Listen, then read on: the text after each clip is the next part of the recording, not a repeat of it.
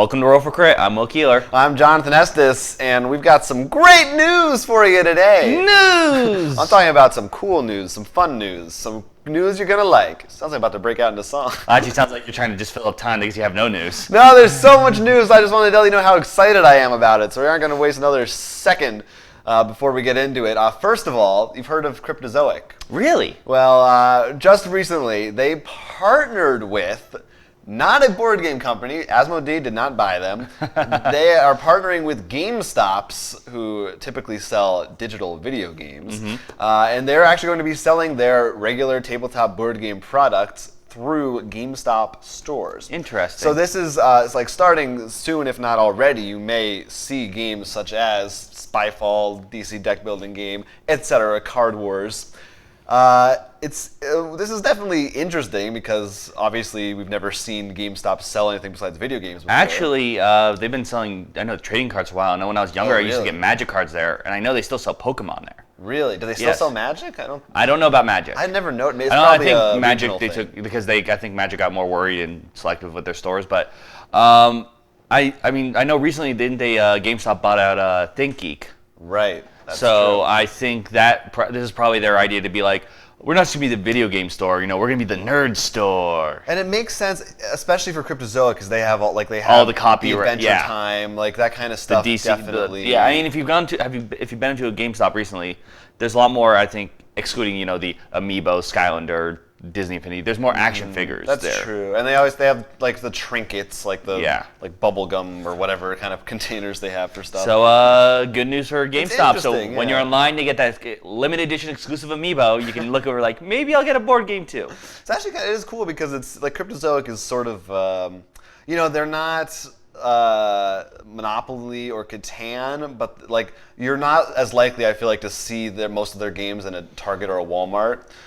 As like you might, but not. So this will be an avenue that you can find them more easily. Well, I think for Cryptozoic it keeps them more within the.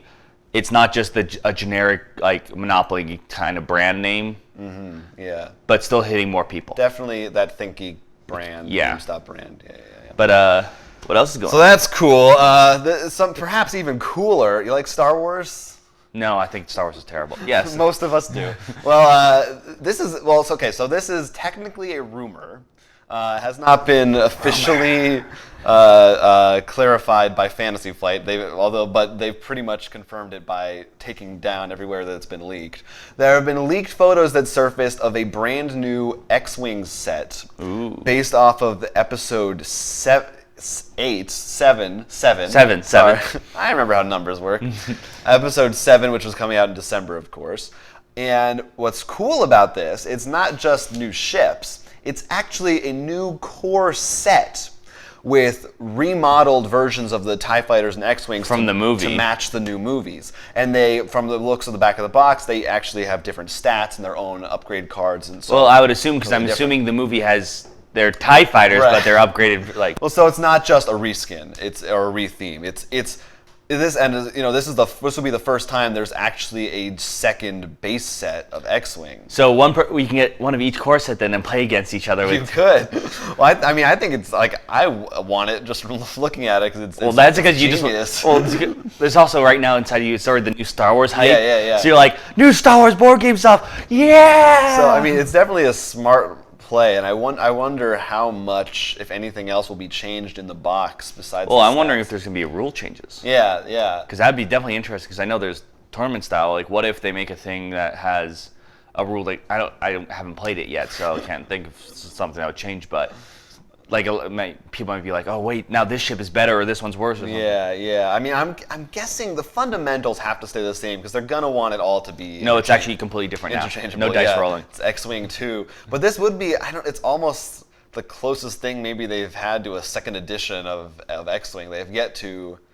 Rebrand that besides all the new ships that come out, but yeah. So that I'm really curious to see. But the box, it looks cool, and I'm sure that'll be insanely popular because it's X-Wing. But I don't want to leave anybody out in case you're not a Star Wars fan. Okay. We also have some news of Star Trek. Ooh. Some very the interesting, positive news. So if there was maybe a Trekkie around here, he should be listening. I don't see any. If there were, I'd kick him out. But so, WizKids announced a brand new game, Star Trek Frontiers. Okay. What's cool about this is that it is based on basically almost like a new version of Mage Knight. So it's actually got Vlada, the original designer's name on the top, plus another guy, Andrew something, I forget. Wait, does that mean he actually worked on it? They're like, can we just put your name here? And he's like, yes. I'm assuming it's the same as like when Eldritch Horror came out, like they had to credit Arkham Horror because they took it as their base. I don't know if he's actually helping develop it or not. But yeah, basically it's a Star Trek game like Mage Knight where you're exploring the galaxy and you can get experience points and upgrades and stuff like that. Like interesting. So a full-on like a That full-on sounds Star really Trek cool because I really love Mage Knight. Yeah, and it's also like. This is a deep experience. Like it's like we always talked about before Imperial Assault came out. How they have like X-Wing and you have this, but like I always wanted like the real deal game of it. And we haven't played the 5-year mission yet from Mayfair, the other Star Trek game. So that's sort of along the same lines too. But we know this will. Well, this one has the idea of to go where no man. Exactly, you're literally exploring everything. Here's my question: is there going to be a Wales expansion? A Wales? Yes, there definitely will. I don't think it's going to be an expansion. I think most of that box is Wales. Just Wales. And I can't. And time travel. So yeah, definitely excited about that. I don't know if we have a date on it or anything. We probably do, but I'll check back on that later. We'll have a link down below if we'll probably. We're professionals. So. There's also going to be a new D&D set that's coming out very soon, right in September. A new The book. Abyss, I believe. Yes, Out of the Abyss. And I just wanted to read one. So there's a couple new. We've got to see a preview of it. There's a little preview of it. Just one page. One of the new things that's cool. There's this place called the Underdark, and adventurers in this new campaign can actually build strongholds. So I forget what they call it exactly, but basically a stronghold takes you so much time to do it. And you'll actually have like a base where you can go to and from, protect yourself, run missions from, etc. So we can do tower defense. Sort of, yeah. So there's a much more, maybe more of a focus on like having a central location where you're moving in and out of, rather than just adventuring all the time. So that's pretty cool. The other thing I just want to read this paragraph because it's insane. Okay. There's a little blurb about what to do if your adventurers like skip something. Here it comes. I'm trying to download. All right, I see. It's white. I'm gonna come back to it. I'm gonna tease that, and we're gonna bring it back later because there's actually I should have shown this to you. I don't know if you saw this or not, but they put up a. So we know about Pandemic Legacy. Yes. That's the new version of Pandemic that's coming out, I think, at Essen. Yes. And it is Risk Legacy, but with Pandemic, or Pandemic with Risk Legacy. So we're planning to get rid of a couple of cities first time we play? Yeah. Well, I thought this was interesting. They put up a trailer for it. A video trailer. Huh. It's about a minute long. We'll show it on the screen. It's mostly live action.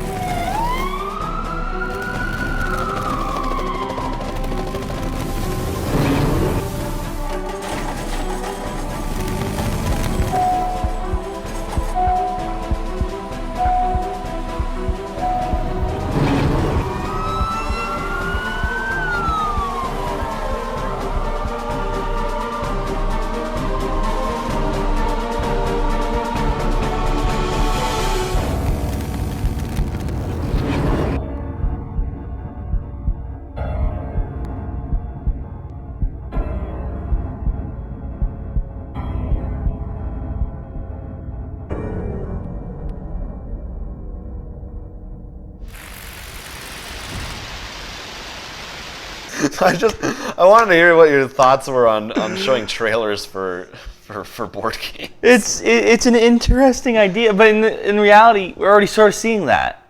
in Kickstarters. That's what the Kickstarter video is. It's a trailer. That's true. And some of the ones I love the most, I remember the first one I've ever backed, the guy had like, dressed up like Indiana Jones and stuff. He's like, welcome and exploring the temple. And I'm like, yeah, I want to do that. Yeah, or like I think the digital version of Gloom. I see it a lot for digital games actually. Well, that makes sense because you actually have digital footage. But yeah, that's making it cinematic. Can you imagine though some of these games that we have back here that just the digital versions, like someone going through a dark corridor, you see the alien tail come down, the alien just screams and he's just like, coordinate! Well, that's like what they did in the 90s. Like, yeah, no, that's what I want to go back to those commercials. Yeah, that's like the old Magic commercial when they're playing Magic and the orc's like, play me, you stupid player. Yeah, don't be a player hater. That's where we need to go back. We need to go back. They should do that. I mean, we have YouTube now. I feel like that's the future. I think that's the past. Bad trailers. It comes full circle. Yeah, you could definitely make some money that way. All right, so I'll just give you. Here's a few of the names from this new D&D set. You ready? Mm-hmm. Dweeblex. Okay. Dweeblex. Wait, is that two different names? No, that's sorry. I just don't know how to pronounce it. Okay. Zugtimoy. Okay. And there's a group of deep gnomes that are known as the Sverfneblin. Oh, I know the Smurfs. They're cool. They're chill. And finally, there's a character that you may run into who is known only as the Pudding King. Well, I'm not sorry. making that up. I'm sorry. I need to see that. Pudding King. Okay then. So can I play as the Pudding King? We'll have to work on that one. I don't know if that's possible. But as Neil said, and I read this to him, it sounds like they're running out of names. They're trying real hard to come up with new names to say. So I can't wait to find out what the Pudding King is king of. If it's pudding, is it? Who knows? Jello. You know what it probably is? They say like use this only if you have that one guy in the group who always wants to make jokes. Because they're like we give up at this point. So many great pudding jokes could happen. Hey, talk to me about Kickstarter Pickstarter. Well, I know one big Kickstarter that's been going around is Cat Tower. Cat Tower. That's it. That's all. No, it's from. I'm blanking on the name. It's from a big. I think it's IDW. IDW. Yes, thank you. In essence, you're stacking cats. I mean.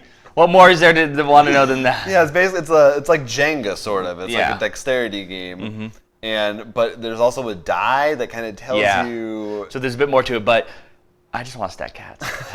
It's definitely the art style is adorable. I mean, if Exploding Kittens is anything to go by, this will probably be a runaway success. Although I think the campaign is not that long. Usually, big companies like that do a very short one. Yeah, because this is probably they're probably not too worried about Cat Tower. Yeah. So I think this has been at a convention or two in the past, but yeah, it's like $25 to back if you want a silly kind of family. Well, like you said, if you back Exploding Kittens, odds are you want to back this. This one's a little more because Exploding Kittens has more of that more the silly internet edgy, humor. Yeah. No, but I mean in terms of it's cats in a game, it's silly. It's cats. So yeah, we'll see. It's a cat tower. I wonder how Harrison would feel if you played that around him. My cat Harrison would probably knock it down. He would probably lose. I imagine him just laying down, you trying to stack cats on him. Stay tuned to our videos and see if Jonathan actually does a video of that. Yeah, well, that'll be a Vine for you. But why don't we? I thought it'd be fun to talk about some of the games we played at game night this weekend. Where do you want to start off? I don't know. Well, where should we? Well, I want to start off with letters from Whitechapel. Because this was the first time we've played where you were Jack the Ripper. And Jack the Ripper won. And yes, this is the first time Jack the Ripper has been successful when we've played. I have yet to be Jack, so I still don't yet know the intense fun of it. I have come to the conclusion. Yeah. If you want to win, you have to pick. When you move, you cannot go straight to your base. You have to run around in circles for like the first 3 turns. Yeah, that's you have to confuse the hell out of them. Well, our first night was terrible. Yeah, you got one spot out of me that was like... We got a single clue, and we really had no idea where you went. Yeah, well, pretty much I went south for like 2 turns, then I backtracked and stayed in that area for like 5 turns until I left. So by the time we found clues, that was like 2 turns, so you thought like, oh, that's his first movement. I'm like, no, that was my 5th. Yeah, it was rough. And then by the time, I remember on the 3rd night, that was when we could tell, like, okay, he's running in circles here, but we still didn't really know. And then the final night, you're just like, I'm there. You made it in like 3 turns. Yeah, I know. That was because at that point I'm like, I don't have to do any hiding of clues. I can beeline it. Yeah, exactly. So yeah, I mean, I wonder because they have a bunch of variants in there. We have not used them yet, but it's interesting. So I'm trying to figure out because I don't know if the first 2 times as investigators we just got lucky, or if this time you were really good. Well, the first time we played it, I remember it was a shot in the dark. You did a shot in the dark against Neil, and Neil's just like. Yeah, I made an arrest, and we were just pretty lucky. The second time, Ivan went straight to his base the first time, and we got pretty much we found out where his base was the first night. Yeah, so I think typically, it's usually for most people, I'm guessing, harder to find Jack. So it'll be interesting to see. Maybe next time we try, because they have different ones that make it harder or easier, depending. Or you could add in both to mix it up. Well, make things crazy here. But that was pretty fun. Yeah. And before that, we had our second game of Risk Legacy. Yes, big one. Particularly proud of, because most campaign games we have, the next time we play it is usually within a few months. This one we actually did within a week or 2. Less than a month, for sure. So that's something to be very proud of. Yeah, and I'm really happy because it's a lot of fun. It was a fun game. No, that one. Well, first of all, what's funny is one player, Garrett, both times has gotten screwed over. And usually he's the guy who wins every game. And like he's the tactician and stuff. But this time he just and both times it's usually by your hand. I had a turn where I specifically went in and eliminated him from the board, which allowed us to open an envelope. But what was really interesting, besides Garrett, was I felt like in this game, every turn, it seemed like someone had a huge lead. Like there was never more than a round, maybe at most, where it felt like, oh, someone's definitely going to win. Like, it was always, the balance of power was shifting so much. Yeah, and I mean, I won that one, but the only reason I won it, I sort of did try to quickly campaign across for the bases. Well, yeah, I mean, that's how you win. No, but I mean, like, it wasn't like I built a strong army that slowly pushed forward. I sort of got lucky with. Well, I think what happened is like me and Garrett were fighting each other, and then Neil kind of was doing his own thing, and you I feel like we're building up, and you kind of swept in amongst the wreckage. Yeah, pretty much. That was my plan. Yeah, and it obviously worked pretty well for you. I was actually shocked. I actually got hold of Asia. Yeah, you had full control, which gave you a lot of extra troops. And this was the first time also that I traded in my cards for troops instead. That actually was the fun part I noticed, because early on I would be like, I trade my 1 card in for 2 troops. I want to get that as just those extra 2 troops. Yeah. Meanwhile, you held so one turn, you're like, I get 15 troops. Yeah, which usually in my head, because if you save them, you could trade them for stars, which is how you win. So I feel like that's a better move. Well, for you it was because you didn't start with the star, because you won the first game. So I I already had that star, so for me it was like. Yeah, it's not as enticing. And plus, when you're trying to hold Asia, you need every little troop. Also, you don't realize like those bases are easy come, easy go. Like, yeah. You can you get one and it's gone. The other thing I was really shocked about was Europe was almost not touched during the entire game. Yeah, that's true. Also, I mean, we are playing with 4 and the max is 5. Yeah, but still, I mean, Neil could easily early on swept there and then would have been dropping 8 troops a turn, I think. Yeah. In addition to whatever he had. Yeah. Well, the one thing that I learned. Except that you had Greenland. I had Iceland. Yeah, that's what I was gonna say. Now. North America is a nice spot because it's got like 2. If someone secures Alaska, you have to get in through Alaska, really. Oh, another thing we've learned: if you're the one who puts down the scar that gives you a defensive bonus to help yourself, you've lost that area. Right. Each time that someone's put that down to help them, they've lost it. Yeah, and then it's like, well, I just made that much harder for me to take back. But fortunately, I had Iceland the whole game. Didn't help me though. Well, it did because no one came for you that way. That's true. It was a good defensive barrier. It was actually. Now imagine if I had my scar because I put the last defensive one in the Middle East. If I put that in Alaska, like just imagine you had the entire North America. Yeah, no. Then that seriously, if someone does that, or if you just put a ton of troops there, like that's a solid fortress now. So I'm curious to see who places where next time. No, because someone might the next winner might put a scar, remove a scar, just because of that. That's true. That's why that's there. Yeah. But the other big one that I want to talk about that we played was a brand new one, RPG, that was a Kickstarter game that we've talked about before. Last One Standing. Yeah. And this was our first time playing it with me as the GM, and it was interesting because this is very different.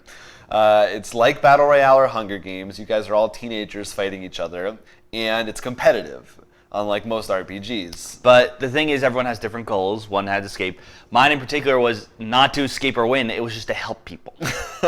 And because I actually got really attached to my character. And you made it to the very end. It was. I actually regret, I realized beginning to the very end what I should have done because it came to a 3-way. I should have just ran. Let the two of them just duke it out. Yeah, I'm glad you didn't do that though, because at that point it was very late, and I was like, please just kill each other. No, I want to go to bed.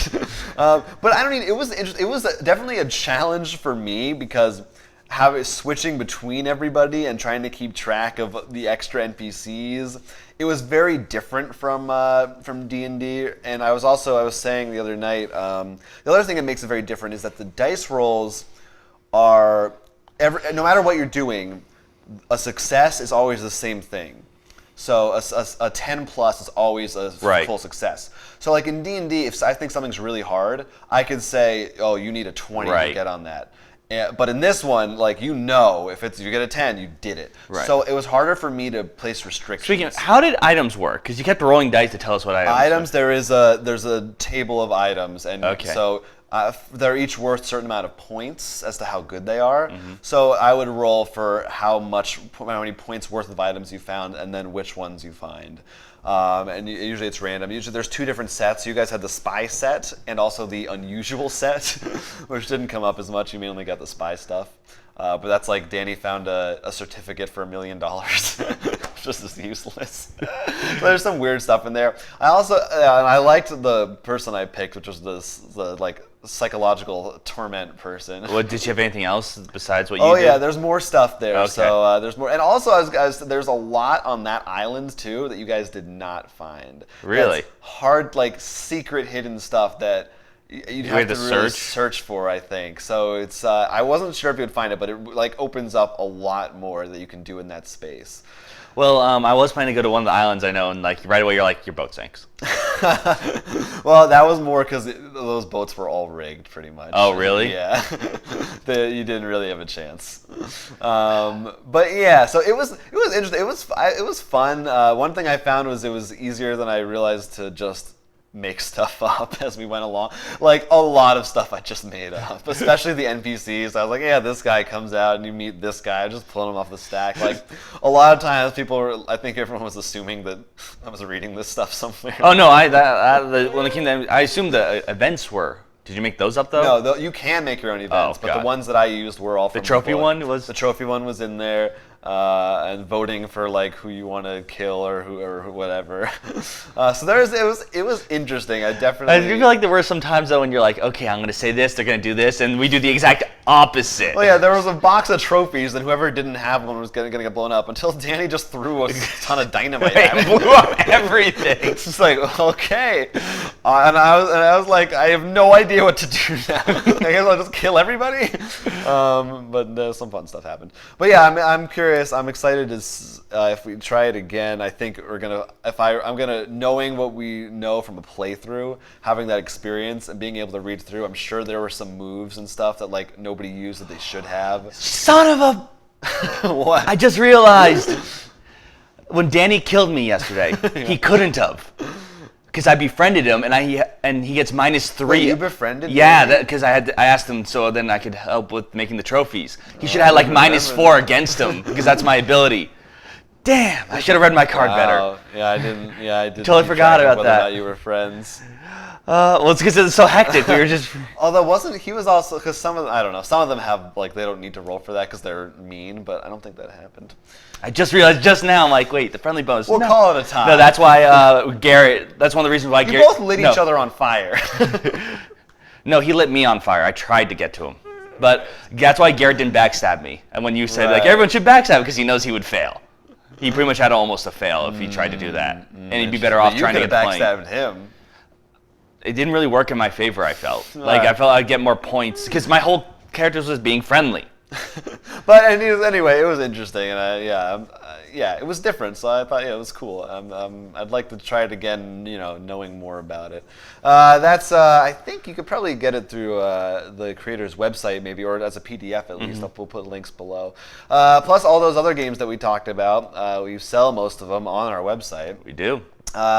With that, it would be rollforcrit.com, which you can find all those games plus more podcasts and videos and the like. We've got a Ticket to Ride video coming at you later this week. Yeah, but like you said, Ticket to Ride. But if there's any other playbacks you want to know, or maybe comment on this video, you can comment down below, or maybe send us an email, rollforcrit@gmail.com. And follow us on Twitter, @rollforcrit. Our personal Twitter's on the screen around us, or you can like us, subscribe to us, Facebook, iTunes. That would be great. The works, we'd appreciate it. Yeah, and of course, like you said earlier, everything can also be found at rollforcrit.com. Stores, videos, news articles, more. What a great site. Oh, what a great site indeed. I go there every day. So let's roll to end this. All right, thanks for watching. This has been a fun time. I'm Jonathan Estes. I'm Will Keeler, and this is Roll for Crit.